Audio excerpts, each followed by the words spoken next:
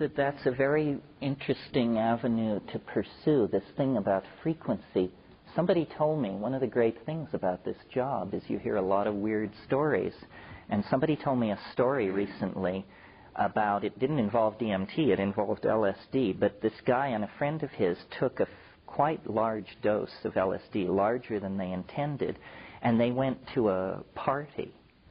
And they were so loaded by the time they got to the party that they realized they could not function as partygoers. So they just moved into a corner and sat with their backs to the wall and watched this party rage in front of them.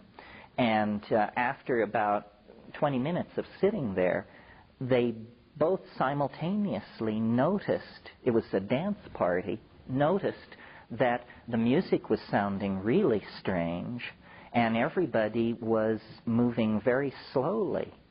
And as they watched, the thing came to an absolute halt, and people were just frozen, and there was absolute silence.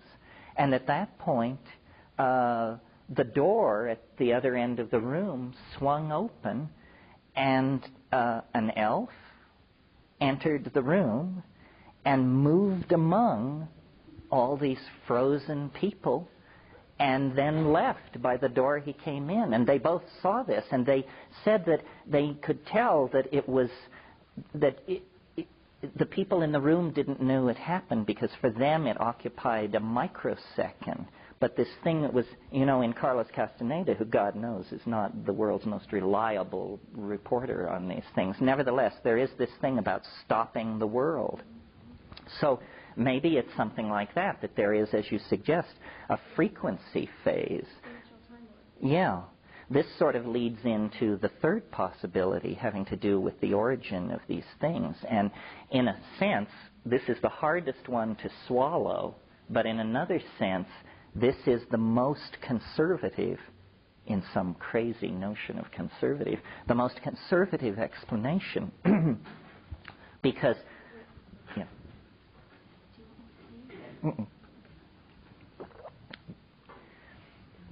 Because we have no evidence other than the tabloids that this world is being visited by friendly visitors from Zenebel-Ganubi or Zeta Reticuli or the Pleiades or anywhere else. I mean, to my mind, the evidence that this is happening is vanishingly small and totally underwhelming. The other possibility that there's some kind of parallel dimension in which these things exist is also somewhat poorly supported. If we're talking about something which thinks, something which can communicate, something which is intelligent, then we should look to ourselves as the source of it, because we are the only intelligent communicating things we know within a certain narrow definition of these things. So that it's occurred to me with greater and greater force, and largely prompted by giving DMT occasionally to Tibetans and Amazonian shamans. And when you say to them, you know, to the shamans in the Amazon, when you say to them, what is happening with this stuff, and what are those little things in there, they say, oh, well, those are ancestor spirits. Didn't you know? Haven't you heard? Shamanism is about doing healing through the intercession of ancestor spirits. Say, ancestor spirits. Let's get this straight. Dead people is what you're talking about, right? These are dead people. And, you know, maybe because I was raised Catholic, I resisted this like grim death. But I'm beginning to think that what you actually break into in that place is something that we might call an ecology of souls. That is it possible to entertain the notion that at death you actually don't just become worm food, but that something survives in some other dimension, and that it has this bizarre character to it, and that this explains their peculiar affection for humanity and their involvement somehow in our fate. Well, this is, to me, fairly mind-bending as a possibility. If what is awaiting us at the end of the 20th century is the erasure of the boundary between the living and the dead, then we've all been too conservative in our projections of what is going on. Yeah. Isn't that one of the aspects of the returning of the Messiah, is the dead will arise? Yes, that there will be some kind of erasure of the boundary between the two. Well, once I had this idea, I mentioned my Jungian and art historical proclivities, and so that means you always look back through tradition and folklore to try and find something analogous to this.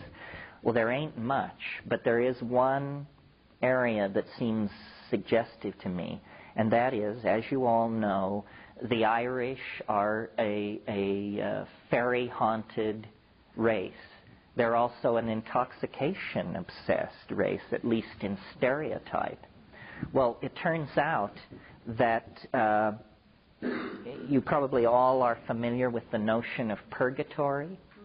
Purgatory is the place where you have to spend a lot of time before you get to heaven if you're not bad enough to go to hell. So you put in a few kiliochasms of eternity in purgatory, and then you get let into heaven. Well, I had always assumed that this dogma, I don't know, I hadn't really thought about it. I just sort of assumed it arose with early Christianity. But when I began looking into this, I discovered that the idea of purgatory was invented by St. Patrick. And it was invented specifically to convert the pagan Irish, because the pagan Irish believed in the land of Fae. They believed there was this nearby dimension full of the souls of the dead surrounding us all the time, and that certain people with the gift of second sight could see this. So Patrick just said to them, no, that isn't it.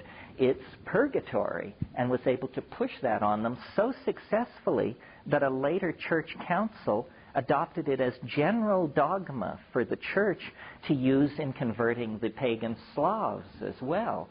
So it's an idea of a nearby dimension inhabited by disincarnate souls that is apparently very old, but very alien to our tradition, yeah. There's another notion that comes from quantum physics, and it's going to be a gross oversimplification, but it's kind of related, and it has to do with the quantum wave function, which is really kind of a dual wave. It has two parts to it. One part, they both have a temporal or time-related aspect to them. One part, which is called the ordinary part of the wave, can be seen as a wave propagating forward in time.